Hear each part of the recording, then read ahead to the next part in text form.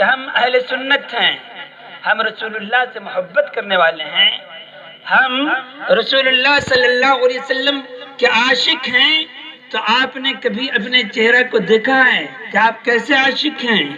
کہ آپ کے آقا ساری ساری رات نماز پڑھیں، سجدے میں روئیں، پاؤں مبارک سوج جائے، قرآن کہے قم اللیل الا قلیلا، اے محبوب رات کو قیام کیجئے مگر چھوڑا، آرام بھی کر لیا کیجئے۔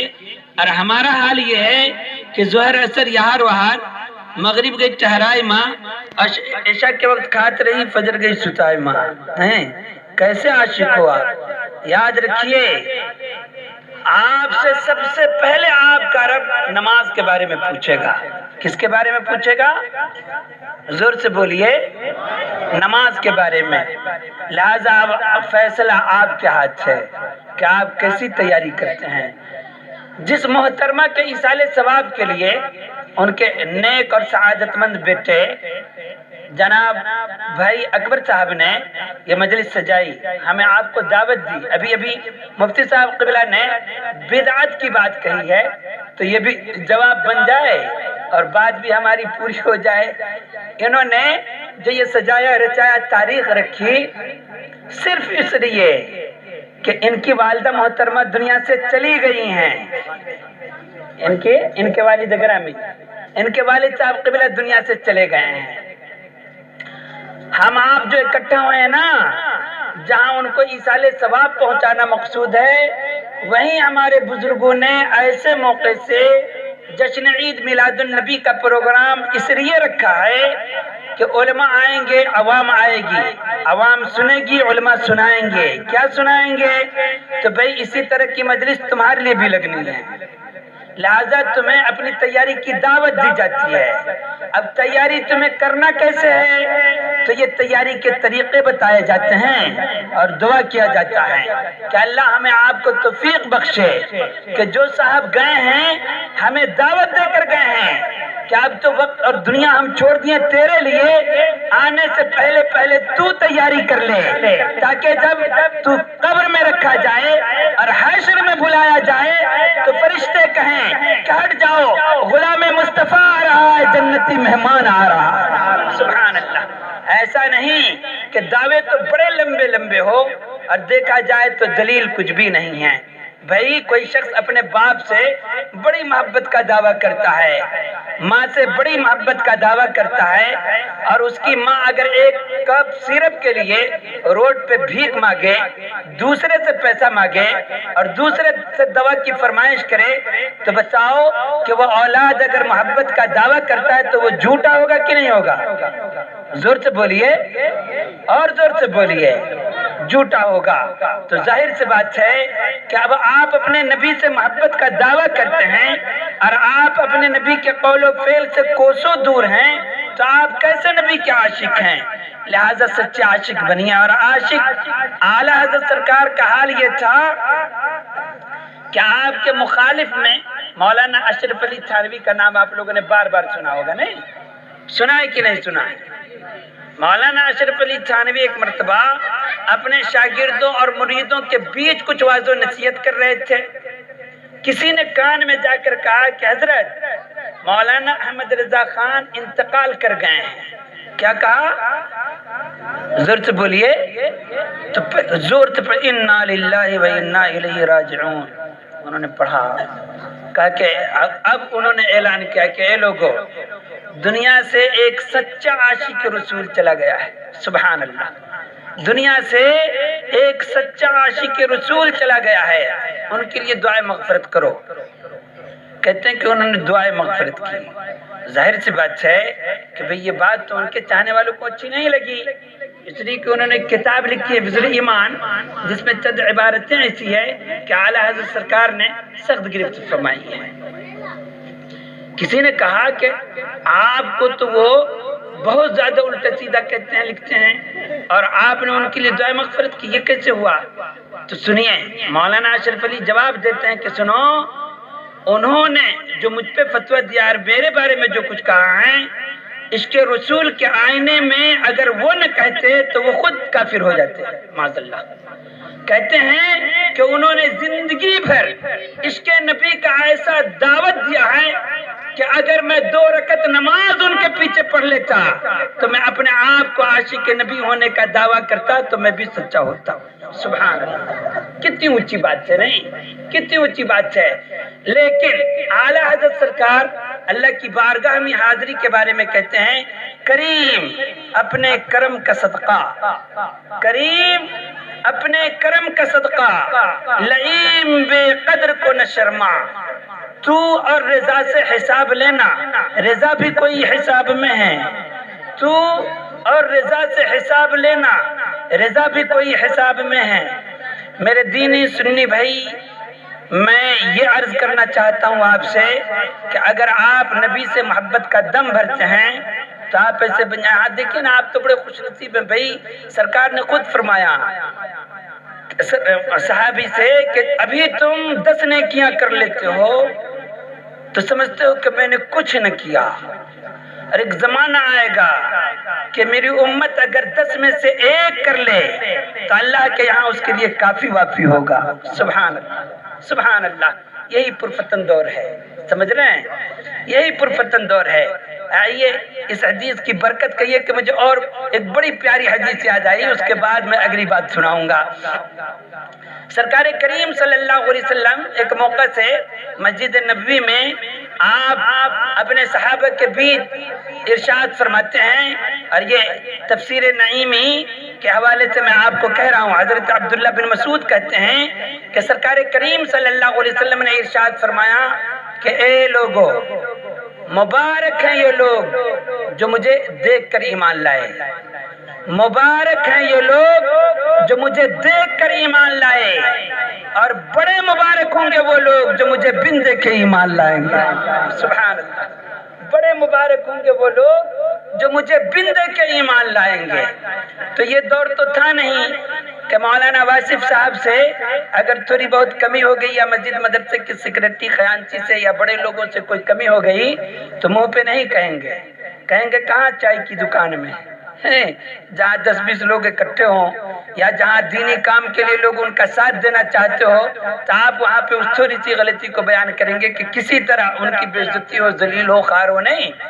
وہ زمانہ تھا کہ سید المرسلین صلی اللہ علیہ وسلم جلوہ بار ہیں، بات سمجھ میں نہیں آتی تو صحابی رسول ادب کے دائرے میں وہی پوچھا کرتے تھے۔ ایک صحابی کھڑے ہوتے اور کہتے ہیں یا رسول اللہ، آپ نے فرمایا ہے کہ مبارک ہیں یہ لوگ جو آپ کو دیکھ کر ایمان لائے، اور بڑے مبارک ہوں گے وہ لوگ جو بن دیکھے ایمان لائیں گے۔ سرکار کریم صلی اللہ علیہ وسلم نے فرمایا کہ ہاں، میں نے کہا ہے کہ مبارک ہیں یہ لوگ جو دیکھ کر ایمان لائے، اور بڑے مبارک ہوں گے وہ لوگ جو بن دیکھے ایمان لائیں گے۔ انہوں نے پوچھا کیسے؟ تو آپ نے ارشاد فرمایا سنو، میں نے اس لیے کہا ہے کہ تم نے مجھے دیکھا اور ایمان لایا تو یوں ہی نہیں، تم نے سورج کا پلٹنا بھی دیکھا ہے، چاند کا 2 ٹکڑا ہونا بھی دیکھا ہے، درخت کا میری بارگاہ میں آنا بھی دیکھا ہے، کنکریوں کو کلمہ طیب لا الہ الا اللہ محمد رسول اللہ پڑھتے بھی دیکھا ہے، تب جا کر تم مجھ پہ ایمان لائے ہو۔ لیکن ایک زمانہ آئے گا کہ میری امت کے سامنے جو علماء بیان کریں گے اور وہ کہیں گے کہ اے لوگو، تمہارے نبی نے اشارہ کیا تو چاند 2 ٹکڑا ہو گیا، سورج پلٹ آیا، کنکریوں نے کلمہ پڑھا ہے، تو ان میں سے کسی چیز کو یہ دکھانا ہوگا۔ لیکن جب علماء بیان کریں گے تو ان کے دل کی یہ تمنا ہوگی، وہ خواہش کریں گے کہ کاش کہ میں اپنے آقا کو پاتا، سرکار کا زمانہ پاتا، اور اپنے نبی کا حکم پاتا، ان کے قدموں پہ اپنے تن من دھن آل و اولاد سب کو لٹا دیتا۔ یہ ان کے دل کی تمنا ہوگی۔ میں نے اس لیے کہا ہے کہ مبارک ہے یہ لوگ جو مجھے دیکھ کر ایمان لائے، اور بڑے مبارک ہوں گے وہ لوگ جو بن دیکھے ایمان لائے۔ سبحان اللہ، سبحان اللہ۔ تو آپ سوچیں نا کہ آپ کتنے پیارے ہیں اور کیسے مقبول بارگاہ ہیں آپ، تو ذرا اپنے آپ کو پہچانیے اور دیکھیے کہ آپ کیسے اللہ و رسول۔ یہ کوئی پاگل سب ہے کیا؟ ان لوگوں کو کہیے ہم صرف تقریر کرنا نہیں جانتے، ہم پڑھانا جانتے جی۔ اور ہم لوگ جب درسگاہ میں ہوتے ہیں نا، اے لڑکا کیا بات ہے، کیا ہے یہ، کتنا ہے، لے کر جا، جو دیا اس کو دے دے، پکڑ اس کو کہو کہ ہم مدرسہ چلاتے ہیں، وہاں لاکھوں لاکھ روپے مہینے میں خرچ ہوتا ہے، زیادہ پیسہ ہے اس کے پاس، تو کہو کہ ہم چلیں گے تو 1000 اینٹیں کا دام دے دے گا، جا۔ اس سے آپ لوگ جو ہے نا میلاد شریف کا مزاج خراب کرتے ہیں۔ ہم آپ کو اللہ و رسول کی بات سنانے آئے ہیں، ہم بیچنے نہیں آئے ہیں۔ جتنے رواج بگڑے ہیں نا وہ آپ کی وجہ سے بگڑے ہیں۔ آپ علماء کو چین و سکون سے بولنے دیجیے اور چین و سکون سے سنیے۔ وہ کتنوں کہے کہ ہاتھ اٹھاؤ، پاؤں ہلاؤ، گردن جھکاؤ، آپ چپ چاپ بیٹھے رہیے نا، وہ ایک شعر نہیں پڑے گا۔ جی سچا عاشق اگر ہے تو ان کو بھائی آپ نے دیکھا ہوگا، یہ بڑے لوگ بیٹھے، پوچھئے کہ جب علماء پڑھتے تو وہ خود بھی روتے اور سننے والا بھی روتا۔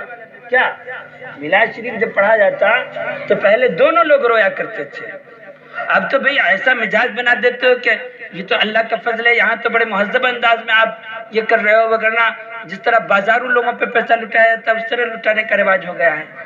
دعا کریں کہ اللہ تعالیٰ ان لعنتوں سے مسلمانوں کو پاک و صاف ستھرا فرما دے۔ آپ کو دینا علماء کی خدمت کرنی ہے تو آپ چپ چاپ خدمت کیجئے، ریاکار مکار مت بنیے۔ درود شریف پڑھیے، اللہ رب محمد صلی اللہ علیہ وسلم، نحن عباد محمد صلی اللہ علیہ وسلم، اور بلند آواز سے پڑھیے، اللہ رب محمد صلی اللہ علیہ وسلم، نحن عباد محمد صلی اللہ علیہ وسلم۔ حضرت نے ایک بات بیان فرمائی ہے کہ بدعت کسے کہتے ہیں، نہیں سمجھا دیا مکمل طور پہ، لیکن ہماری طرف بھی انہوں نے کچھ اشارہ کیا، تو یہ 40واں بدعت ہی ہے، لیکن بدعت حسنہ ہے۔ کیا ہے؟ بدعت کی 3 قسمیں، بدعت کی کئی قسمیں، 3 قسمیں مشہور ہے۔ نمبر 1 میں بدعت حسنہ، بدعت صحیحہ، بدعت مباح، ہے نا حضرت؟ اور بھی کئی قسمیں، لیکن آپ ذہن میں بسائیے۔ بدعت صحیحہ جس کے بارے میں کل بدعت ضلالہ، تو یہ وہ بدعت ہے جو برائی کا راستہ کھولے۔ مثلا آپ نے سجایا بجایا ہے اور یہاں پہ 4 گویے کو لا کر کھڑا کر دیجئے، چند فاحشہ عورتوں کو کھڑا کر دیجئے، اور اب جو کچھ ہوگا تو وہ کیا ہوگا؟ بدعت صحیحہ۔ کیا ہوگا؟ اور اس کا آپ دینی نام رکھ دیجئے معاذ اللہ، تو یہ خباثت ہوگی۔ لیکن جہاں دینی باتیں ہوں تو وہ بدعت حسنہ کہلاتا ہے۔ اور اس میں سے کیا ہے؟ جیسے آپ جمعہ کی نماز پڑھتے ہیں نا، تو جمعہ میں جو اذان ہوتی ہے جسے اذان ثانی کہتے ہیں، پوچھئے حضرت لوگوں سے، وہ بدعت حسنہ ہے۔ کیا ہے؟ زور سے بولیے۔ سرکار کریم کے زمانے میں نہ تھا، 1 اذان ہوتی تھی۔ حضرت ابوبکر کے زمانے میں نہ تھا، 1 اذان ہوتی تھی۔ حضرت عمر کے زمانے میں نہ تھا، 1 ہی اذان ہوتی تھی جمعہ کی۔ حضرت عثمان غنی کے زمانے میں دوسری اذان بڑھائی گئی۔ سمجھ رہے ہیں؟ تو یہ اذان بھی کیا ہے؟ بدعت ہے۔ کیا ہے؟ زور سے بولیے نا، میری بات سمجھ رہے ہو نا بھائی؟ میں الحمدللہ مشہور استاد ہوں۔ یہ جو آپ کہیے گا کہ ہم نہیں سمجھے، ایسا نہیں ہے، آپ سمجھیں گے ضرور انشاءاللہ۔ سمجھ رہے ہیں؟ اور نہیں سمجھیں گے تو میں دوسرے انداز سے آپ کو سمجھانے کی کوشش کروں گا، لیکن سمجھاؤں گا انشاءاللہ۔ آپ بدعت سمجھ گئے ہوں گے کہ بدعت کی 2 قسمیں، ایک تو برائی والی بات اور ایک اچھائی والی بات۔ تو یہ ہم نے نہیں کیا ہے، مفتی صاحب قبلہ نے نہیں کیا ہے، امام صاحب قبلہ نے نہیں کیا، آپ کے مولانا واصف صاحب نے، یہ حضرت عثمان غنی نے دوسری اذان دلوائی ہے جو بدعت ہے۔ کیا ہے؟ اور یہ بدعت حسنہ ہے۔ آج پوری دنیا کی مسجد میں گھوم جائیے، کہیں بتا دیجئے کہ جمعہ کی 1 اذان ہوتی ہے؟ کہیں ہوتی ہے؟ کہیں بھی نہیں ہوتی۔ پوری دنیا میں 2 اذان ہوتی ہے، تو بدعت حسنہ ہے۔ اسی طرح یہ 40واں بھی بدعت حسنہ ہے۔ اس میں لڑنے مرنے کٹنے کی کوئی ضرورت نہیں ہے۔ اگر کوئی اپنے ماں باپ کے نام کراتا ہے بہت اچھا، نہیں کرواتا اس پہ بھی کوئی سوالیہ نشان نہیں لگایا جائے گا۔ بہتر تو یہ ہے کہ وہ بچہ خود قرآن پڑھے، ہے نہیں؟ اپنے باپ کے قبر پہ جا کر سورہ ملک پڑھے، سورہ یاسین شریف پڑھے۔ اللہ کے پیارے حبیب نے ارشاد فرمایا ہے کہ ماں باپ کے انتقال کے بعد کوئی اولاد اپنے ماں باپ کے قبر پہ جا کر کے جب سلام کہتی ہے، اللہ اس کی مغفرت فرما دیتا ہے۔ اور جب وہ کچھ بھی پڑھے، خصوصیت کے ساتھ حدیث میں آیا ہے کہ سورہ اخلاص پڑھے، سورہ اخلاص 18ویں پارے میں ہے۔ آپ لوگ نہیں بولیں گے؟ سورہ اخلاص کس پارے میں ہے؟ 18 پارے۔ جی ٹھیک ہے، خوب میلاد سنتے ہیں نا؟ اسٹیج پر سب کوئی بول رہے ہیں؟ ہاں اسٹیج پر سب کوئی نہیں بول رہے۔ ماشاء اللہ، سبحان اللہ۔ سورہ اخلاص میں پڑھتا ہوں، بسم اللہ الرحمن الرحیم، یاسین والقرآن الحکیم۔ یہ سورہ اخلاص ہے، پڑھ کر سنائیے۔ ماشاء اللہ۔ قل هو اللہ احد شریف کا نام سورہ اخلاص ہے، ادھر کسی بھائی نے پڑھا ہے نہیں؟ اس سورت کو 3 مرتبہ اگر کوئی بیٹا اپنے باپ کے قبر پہ جا کر پڑھتا ہے، اپنے ماں کے قبر پہ پڑھتا ہے اور دعا کرے، تو حدیث گارنٹی سے بتاتی ہے کہ اللہ تبارک و تعالیٰ اپنے فضل سے اس قبرستان کے سارے مومن کی بخشش فرما دیتا ہے۔ سبحان اللہ۔ تو چاہیے کہ بیٹا خود پڑھے، بیٹیاں پڑھے۔ حدیث شریف میں ہے کہ اگر کوئی مر جائے اور اس کی گھر کی عورتیں، ان کے گھر کے بچے کلمہ طیب لا الہ الا اللہ محمد رسول اللہ، بلند آواز سے پڑھیے، لا الہ الا اللہ محمد رسول اللہ 70,000 مرتبہ پڑھے اور دعا کرے، تو امید ہے کہ اللہ تبارک و تعالیٰ اسے قبر کے عذاب سے نجات عطا فرمائے اور اپنے فضل سے اس کی بخشش فرما دے۔ سبحان اللہ۔ تو سب کیجئے، نہ کرے تو اس کے لیے بھی کوئی سوال نشان نہیں ہے، وہ سنی مومن مسلمان ہی ہے۔ ہاں کب آدمی ٹھوکر کھاتا ہے؟ 40واں پڑھنے والے کو قبر پجوا کہتا ہے، سمجھ رہے ہیں نا؟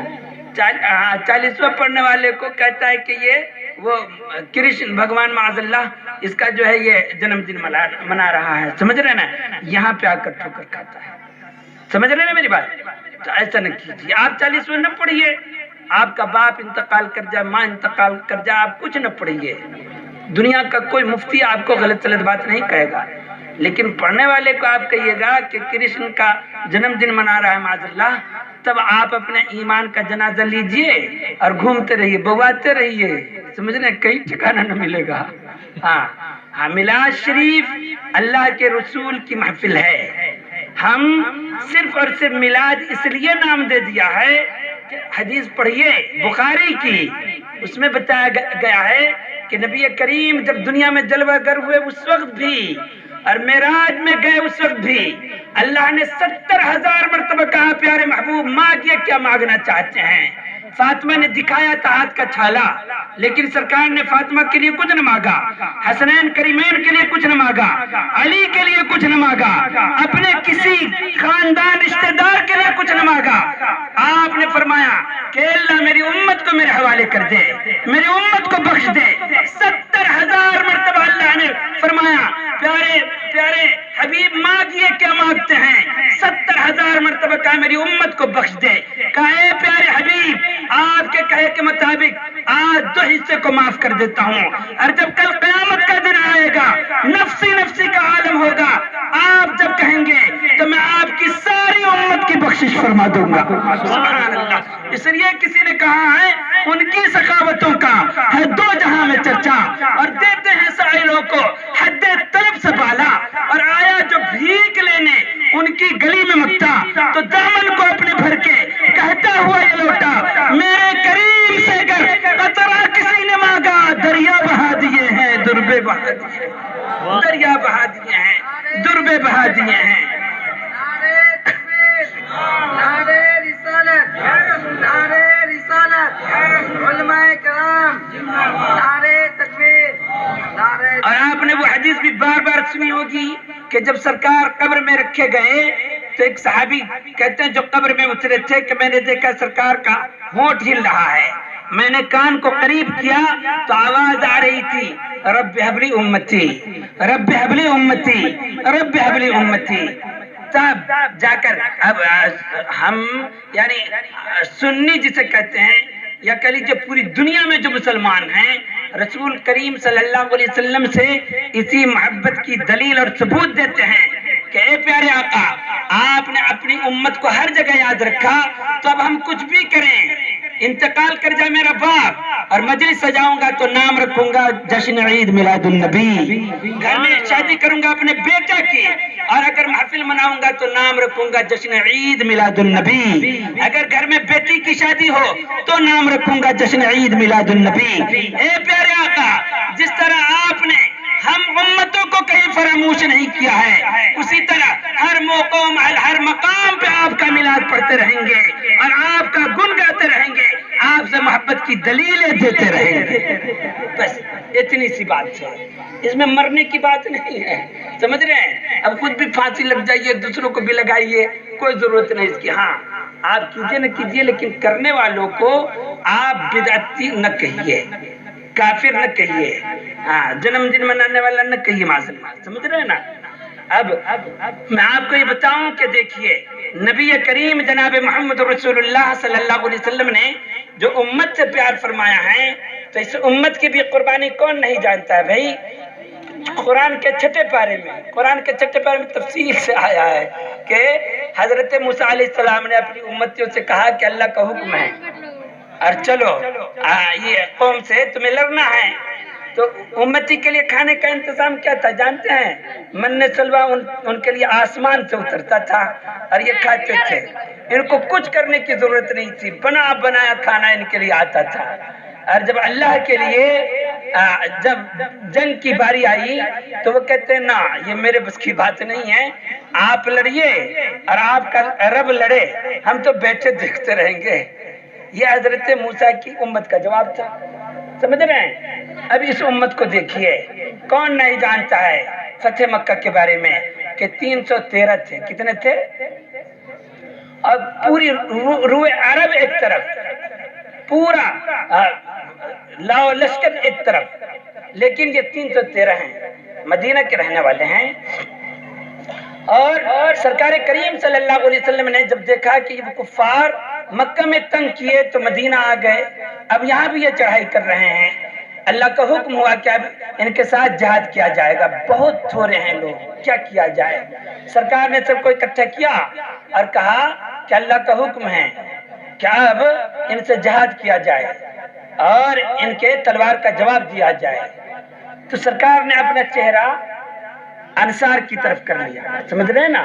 مہاجر تو تھے ہی، انصار کی طرف چہرہ کر لیا. تو اس میں بتایا جاتا ہے کہ حضرت سعد بن عبادہ کھڑے ہوئے اور کہا یا رسول اللہ، کیا آپ مجھ سے مخاطب ہیں؟ مجھ سے کہہ رہے ہیں، یعنی ہم انصاروں سے کہہ رہے ہیں. یا رسول اللہ، ہم کیا جانے کہ لاؤ لشکر کسے کہتے ہیں، تیر و تلوار کسے کہتے ہیں. آپ نے حکم فرمایا کہ کہو لا الہ الا اللہ محمد رسول اللہ. ہم نہیں جانتے تھے، ہم تو 313 خداؤں کو پوجنے والے، لیکن آپ نے کہا اللہ ایک ہے. ہم بن دیکھے کہا اللہ ایک ہے، ہم اس کے علاوہ کچھ نہیں جانتے ہیں. اب آپ کا حکم ہو جائے تو یہ کفار مکہ کیا چیز ہیں، ہم دلوں سے لڑ جائیں اور جہاں کو محو کر دے. نعرہ اللہ اکبر میں نبی کا حکم ہو تو پھانس جائے ہم سمندر میں. ہمارا تو یہ حال ہے. پھر آپ جانتے ہیں کہ وہ 313 نہتے مجاہدین میدان بدر میں اترے اور انہوں نے وہ کرشمہ دکھایا کہ رہتی دنیا تک یہ 313 کی قربانی ہے کہ پوری دنیا میں اشہد ان لا الہ الا اللہ، بلند آواز سے پڑھیے، اشہد ان لا الہ الا اللہ و اشہد ان محمد عبدہ و رسولہ کی صدائیں گونج رہی ہے. اور آج بھی کل میں ایک پیپر پڑھ رہا تھا تو اس میں غالباً یہ برطانیہ کے بارے میں لکھا تھا کہ ایک نوجوان چائے پی رہا تھا مسلمان، تو دوسرا آدمی اس کو سلام کیا. وہ سلام جب کیا نا تو سمجھا کہ مسلمان ہے، تو کہا کہ آؤ بھائی اسی میز پہ آ جاؤ. تو کہتا معاف کیجیے گا میں مسلمان نہیں ہوں. وہ آئے بیٹھے، کہا پھر آپ نے مجھے سلام کیوں کیا؟ تو کہا میں آج کل محمد عربی صلی اللہ علیہ وسلم کی سیرت پہ پی ایچ ڈی کر رہا ہوں، کچھ لکھ رہا ہوں.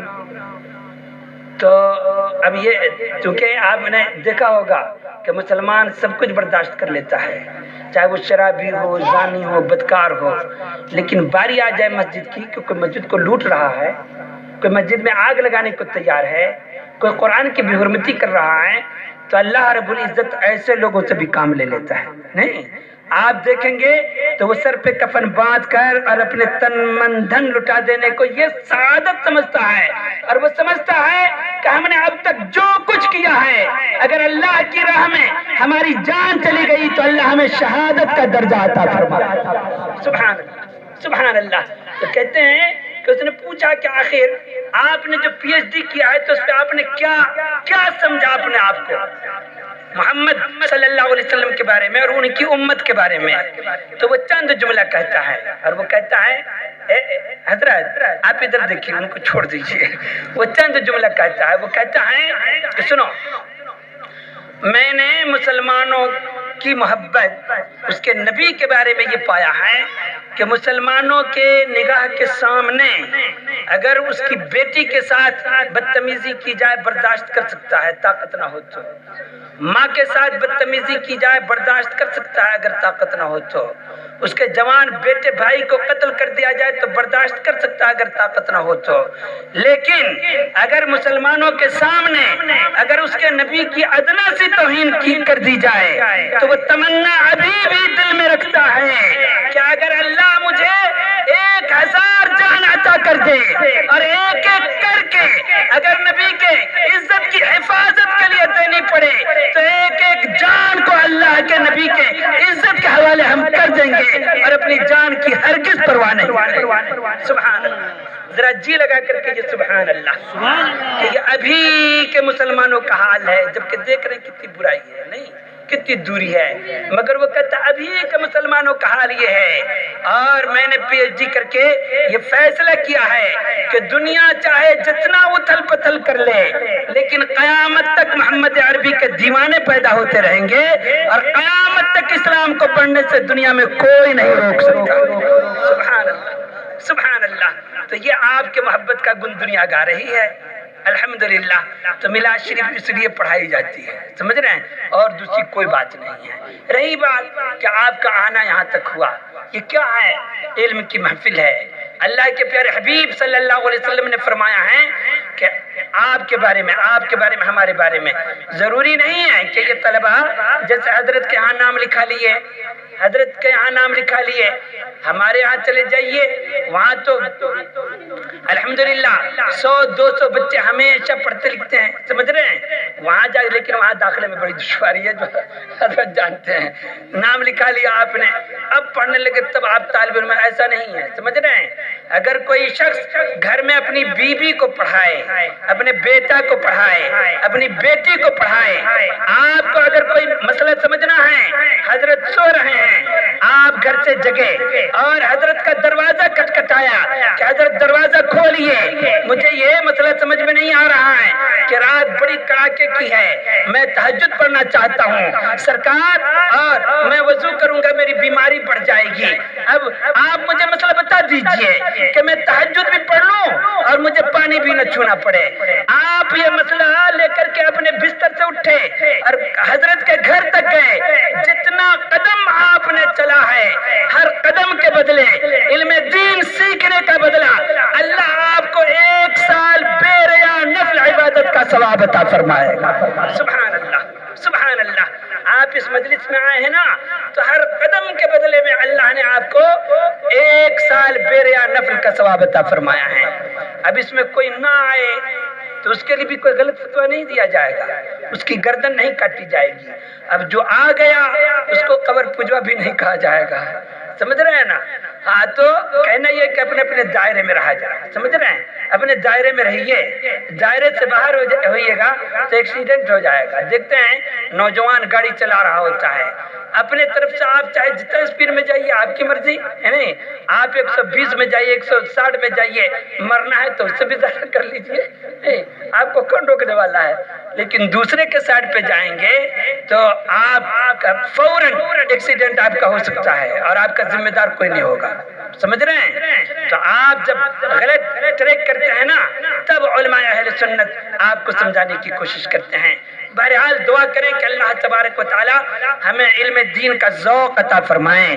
اب چلیے میں کچھ علم سے متعلق کچھ باتیں کہہ دوں اور اس سے پہلے عریضہ پیش کرتا ہوں کہ دیکھیے یہ قاری صاحب قبلہ ہمارے یہاں الحمدللہ الحمدللہ وہاں کے طلبہ بھی رہے، وہاں کے استاد بھی ہیں، اس سے پہلے یہاں آئے تھے۔ میں نے کہا کہ بیٹا آپ کی سخت ضرورت ہے مرکزی دارالقرآن کو۔ میں نے کہا کہ حضرت اس علاقے میں بڑی خدمت کی ضرورت ہے۔ میں نے کہا جب تک آپ چاہیں تب تک آپ رہیں، بلکہ میرے زندگی کا مقصد ہی یہی ہے کہ ایک سے ایک سپاہی تیار ہوں اور جہاں قرآن پڑھنے پڑھانے کا سلسلہ ہو وہاں وہ جائیں اور خدمت انجام دیں۔ آج بھی یہ مدرسے کی بے انتہا تعریف کرتے ہیں، مولانا واصف صاحب قبلہ کی قربانیوں کو بہت سراہتے ہیں۔ آپ سے گزارش ہے کہ جب جب یہ پکاریں آپ لبیک کہیے، انشاءاللہ وہ دن دور نہیں ہے کہ آپ کے لیے یہ دولت کا بھی دروازہ کھلوائیں گے اور دین کا بھی دروازہ کھلوائیں گے۔ اس ضمن میں دو باتیں آپ کو عرض کروں۔ مثلا آپ جانتے ہیں کہ آپ کو اپنا دین بچانے کی ضرورت ہے، کیا بچانے کی؟ اور آخرت۔ تو یہ جب تک علم نہیں سکھائیں گے اپنے بچوں کو، یا آپ نہیں سیکھیں گے، یہ ہو ہی نہیں سکتا ہے۔ آپ نے سنا ہوگا کہ شہر عراق میں ایک دہریہ آیا اور اس نے دعویٰ کیا کہ کوئی شخص اگر میرے 3 سوال کا جواب دے دے تو میں مسلمان ہو جاؤں گا۔ سوال کیا ہے؟ تو سوال یہ ہے کہ اللہ اس وقت کیا کر رہا ہے، ہاں، اور اللہ سے پہلے کیا تھا، سمجھ رہے ہیں؟ اللہ اس وقت کیا کر رہا ہے اور اللہ سے پہلے کیا تھا، اور اس نے یہ سوال کیا کہ اللہ کا رخ، اللہ کا چہرہ کدھر ہے۔ تو عراق میں ایک سے ایک علماء آج بھی ہیں، اور اس زمانے میں تو کہہ لیجئے کہ وہاں چھوٹے بڑے علماء فضلہ کی انگنت بے شمار